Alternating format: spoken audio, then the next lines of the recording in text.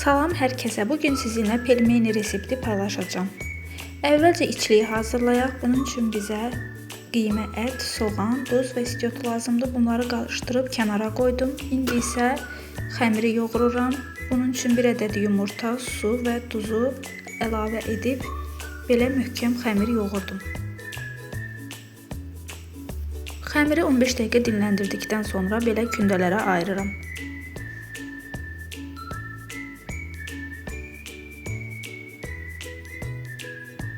İndi isə yaymağa başlayıram. Yaydıqdan sonra belə sizə nazikliyini göstərdim. İndi isə stəkanla belə forma verib kəsirəm. Daha sonra hazırladığım içliyi əlavə edirəm.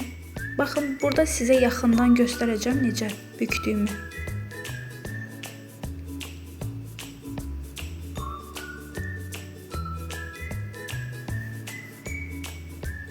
Belə gözəl pelmenlər alındı.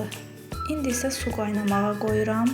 Qaynadıqdan sonra duz əlavə edirəm və pelmenləri əlavə edirəm ki, bişsin.